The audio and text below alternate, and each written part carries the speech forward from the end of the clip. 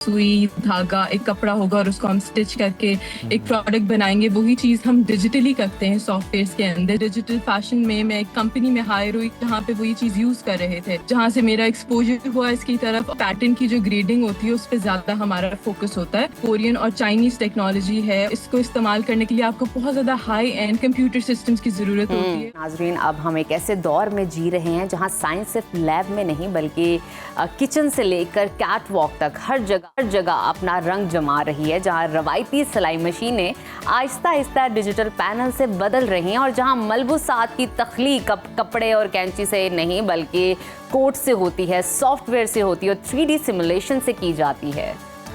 जी हाँ, और digital fashion designing अब सिर्फ मगरिब तक ही महदूद नहीं है बल्कि यह पाकिस्तान की तख्लीकी ज़मीन पर भी अपने रंग बिखेर चुकी है।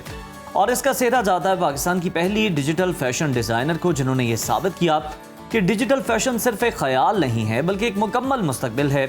उनके तख्लीक करदा मलबूसात सिर्फ हकीकत में पहनने के लिए नहीं बल्कि ऑनलाइन वर्चुअल दुनिया को मज़ीद रंगीन बनाने के लिए भी इस्तेमाल होते हैं।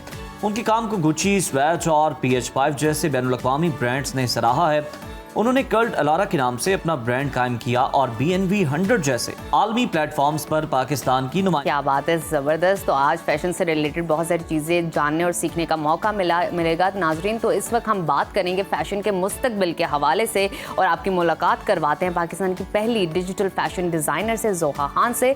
जोहा, वेलकम टू सुनो पाकिस्तान। आपसे तो सबसे पहले मैं चाहूँगी कि आप इस चीज़ को एक्सप्लेन करें हम सबको, हमारे नाजरीन को, कि डिजिटल फैशन डिज़ाइनर होता क्या है और ये किस तरह रवायती फैशन से मुख्तलिफ है।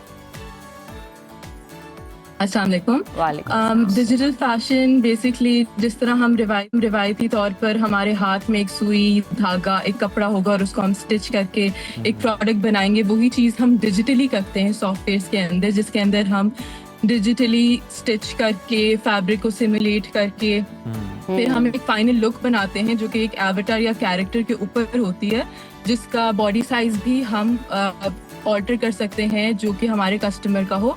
और फिर उस बेस पर हम प्रोडक्शन कर सकते हैं जिसके अंदर हमारी सैम्पलिंग का जो प्रोसेस है वो बहुत ज़्यादा स्ट्रीमलाइन हो जाता है और वेस्टेजेस जो हैं वो बहुत कम हो जाती हैं। और हम इसको क्रिएटिवली यूज़ करते हैं मार्केटिंग में, कैंपेन्स बनाने में और इवन गेमिंग और वर्चुअल रियलिटी में भी डिजिटल फैशन का इस्तेमाल होता है। अच्छा जोहा, आपने पाकिस्तान में इस मुनफरद फील्ड में आने का फैसला किस तरह किया? क्योंकि जिस शोबे में कोई काम ना हो रहा हो ना तो वो बड़ा डिस्करेज किया जाता है कि तुम कहाँ जा रहे हो, इस फील्ड में तो कोई स्कोप ही नहीं है। ये फैसला आपका अपना था या किसी ने आपको मशवरा दिया जो आप इस फील्ड की तरफ आई, किसी की गाइडेंस थी?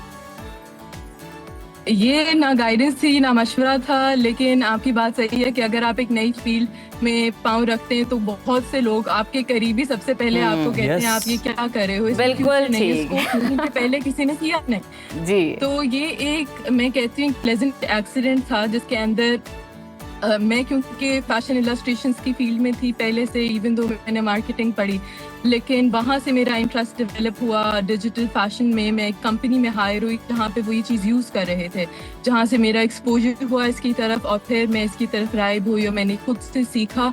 कोई गाइडेंस नहीं थी, कुछ नहीं था, क्योंकि जब आपके इर्द गिर्द के लोग नहीं कर रहे और ग्लोबली भी सिर्फ चंद गिने चुने लोग कर रहे हैं तो वो फिर नो डाउट जोहा, जब आपको ये नई चीज ट्राई करते हो ना तो आपके पास उस तरह की इंस्पिरेशन होती नहीं है, आपको गाइडेंस मिलती भी नहीं है, चाहिए तो होती है लेकिन पता नहीं होता, तो आप खुद ही से ही सीखते हैं। मैं आपसे मजीद जानना चाहूँगी डिजिटल मलबूसात आखिर बनते कैसे हैं, कौन से सॉफ्टवेयर टूल्स या प्लेटफॉर्म इस्तेमाल किए जाते हैं और ये भी बताइएगा क्या आम लोग या डिफरेंट ब्रांड्स इन डिज़ाइन को ख़रीद सकते हैं वर्चुअली, किस तरह ये ख़रीदे जा सकते हैं, ये भी बताइए।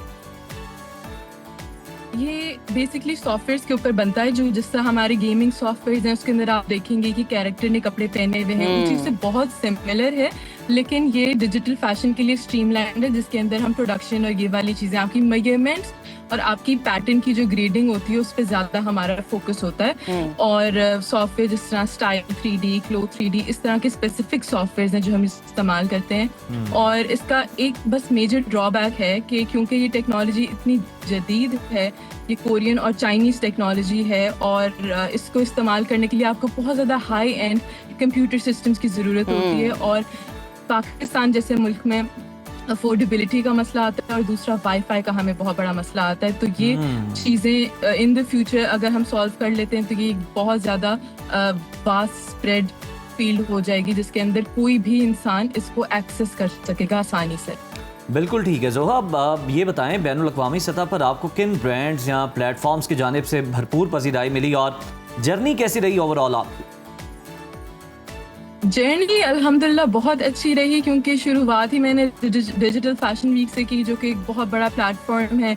वहीं से मैंने अपना डेब्यू किया, वहीं पे कंसेक्यूटिवली मैंने शोकेस किया, फिर वहाँ से मैंने डीजे एप के साथ कोलैबोरेट किया उसकी यूरोपियन जबरदस्त, वाओ। और फिर वहाँ से honestly never look back, Gucci, Schiaparelli, everybody has liked and appreciated my work। और रिसेंटली BNP 100 की फाउंडिंग मेंबर हूँ मैं। तो इस तरह के बहुत ज़्यादा ग्लोबल एक्सपोजर अल्हम्दुलिल्लाह मुझे मिला हुआ है। अच्छा जोहा, मुझे बताइएगा कि ये कल्ट अलारा ब्रांड जो है बेसिकली ये क्या है और इसकी ख़ास पहचान क्या है और इस ब्रांड का विजन क्या है, एक फाउंडेशन कैसे रखी गई? कल्ट अलारा का मतलब होता है विजन। तो basically it is exactly that, it is a vision जिसके अंदर we want to provide our customers digital clothing accessories. ये क्लोथिंग, हम क्लोथिंग ब्रांड्स तो बहुत देखते हैं लेकिन एक्सेसरीज हमें बहुत कम मिलेंगी। टारगेटिंग टू क्लोथिंग स्पेसिफिकली वो तो बहुत रेयर है। तो वी मेक डिजिटल प्रोडक्ट्स जिनके अंदर चिप्स लगी हुई होती हैं और उनकी एक फिजिकल कॉपी होती है आपके पास। तो आपके पास एक डिजिटल और फिजिकल कॉपी होती है, उसको हम कहते हैं फिजिटल डिजाइन। ये एक नया टर्म कॉइन हुआ है और फिजिटल डिजाइनिंग के ऊपर हमारा सारा बेस है। तो बेसिकली जिस तरह यूरोप अब करने लगा इन 2030 कि आपकी हर प्रोडक्ट विल बी ट्रेसेबल, तो इसके अंदर आपकी कॉपीराइट इश्यूज नहीं आते। आपका कोई, आप कहते हैं ना कि हमने कॉपी पहनी हुई है, वो कॉपी का कॉन्सेप्ट ही खत्म हो जाएगा because you will be able to scan the item कि ओरिजिनल है नहीं है, कब बनी, किसने बनाई, अभी ओनर कौन है, नेक्स्ट ओनर कौन है। तो वो पूरी एक टाइमलाइन ब्लॉकचेन के ऊपर लॉक हो जाती है। So that's the different thing about it. जोहा, पाकिस्तान जैसे मुल्क की हम बात कर लें जहाँ फैशन अभी भी ज़्यादातर हम कह सकते हैं रिवायती है, आवाम को डिजिटल फैशन की तरफ राग़िब करने में क्या चैलेंजेस दरपेश हैं? मेन चैलेंज तो अगेन मैं कहूँगी कि आपको एक हाई टेक सिस्टम चाहिए होता है।